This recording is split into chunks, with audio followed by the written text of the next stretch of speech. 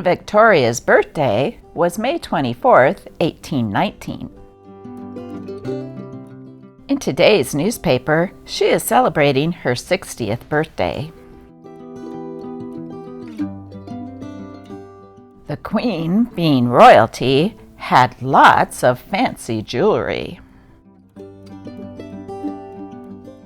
I just couldn't resist showing you this fancy Victorian bracelet. Each miniature emblem is plated in gold, silver, and bronze, and is mounted on a bronze finish book chain that has been produced from old dies of the late 1800s.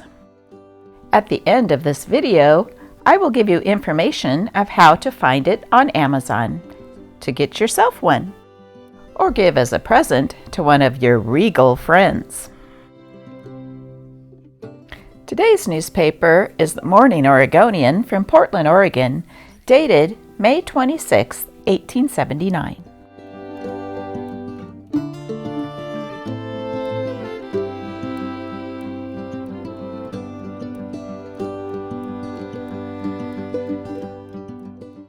Canada News.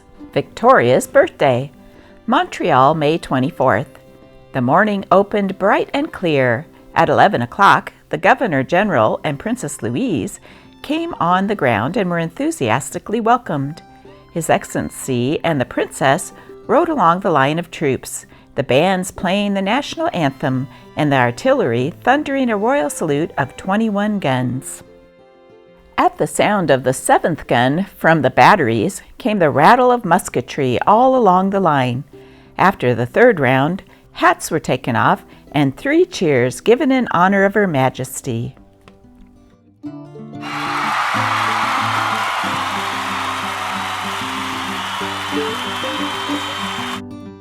Britannia's Queen. Banquet and celebration of the 60th anniversary of the birthday of Queen Victoria. Toasts, music, fellowship, and good cheer. The banquet was spread in the Clarendon Hotel dining room, which was decorated with English and American flags. The tables were arranged in the form of a T and were elegantly adorned with fresh flowers. Some idea of the loads of viands with which the tables were heaped can be had from the menu. Menu: soups, green turtle, beef broth, fish, boiled salmon egg sauce, boiled tongue caper sauce, ham. Entrees: veal cutlets with mushrooms, beef a la mode, baked lamb pie. Roast: ribs of beef, saddle of mutton, turkey with currant jelly. Vegetables: asparagus, green peas, cauliflower, mashed potatoes. Dessert: blackberry and cherry pie, jelly and assorted cakes, English plum pudding with brandy sauce. And at the end, coffee and cognac.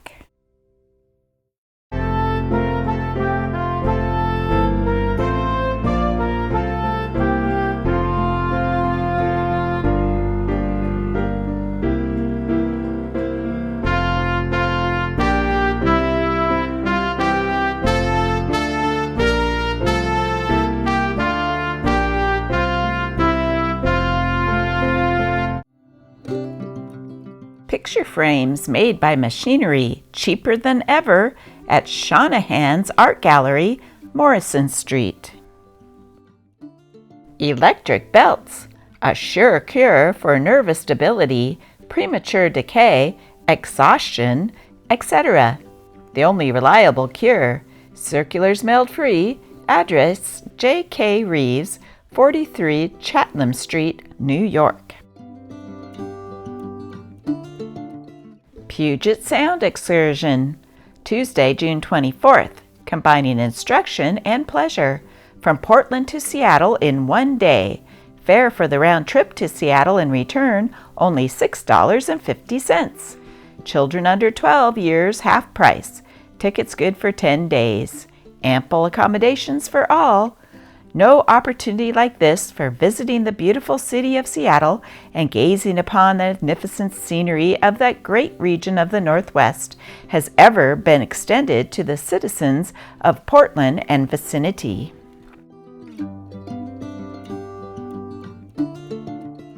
The framework of the palatial residence of C.H. Lewis of the firm of Allen & Lewis is up, and workmen are busily engaged in enclosing it.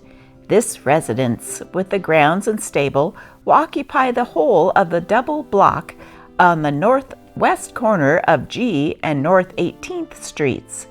This block has been graded to plan and adopted by a landscape artist, who was brought here for the purpose from one of the large cities in the East, and now work is being done on the structure, and grounds bids fair to make it the finest and most costly residence in the Northwest. Advice to boys. I would say to every young man in the United States, if I could reach him, if you mean to attain one of the prizes of your profession and live a cheerful life to the age of 80, throw away your dirty old pipe, put your cigars in the stove, never buy any more. Become an absolute teetotaler, take your dinner in the middle of the day, and rest one day in 7.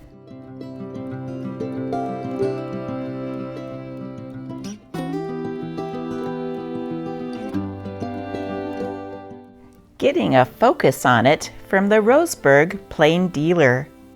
The Standard's editorial columns are daily filled with the most fat-witted balderdash it has ever been our misfortune to read. The stupidity of Noelter is daily becoming more apparent. He has a diarrhea of words, which he strings together with neither elegance nor logic. Of all topics of the day, he betrays a remarkable ignorance, and every time he opens his mouth, he exposes his imbecility. And then, that funny man, with his half-column or so of insipid rehashings. If he would only steal all his paragraphs, it would not be so bad. But when he inserts even one of his items among the stolen ones, it casts a gloom over the entire column. A lesson on politeness. A decision on politeness was recently given by the Supreme Court at Boston. A hotel clerk sued his employers, who had discharged him before his time was up. They alleged that he had injured their business by being too familiar with guests in addressing them by their Christian names or surnames only. The court stated, "While it is customary for a person to address his junior clerks or underservants by their Christian or surnames, to address others so shows a want of respect, and the party so addressed would naturally evade contact in the future with anyone who had previously so addressed him.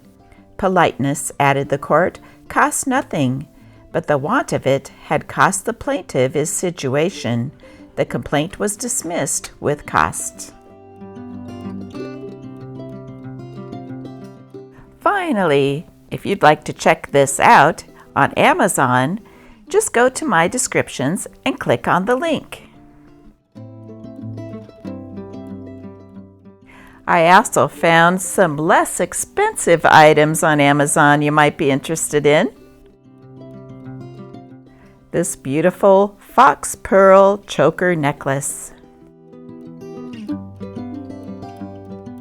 It wouldn't be Victorian jewelry without cameo earrings. Here's a beautiful pair I found for only $8.99.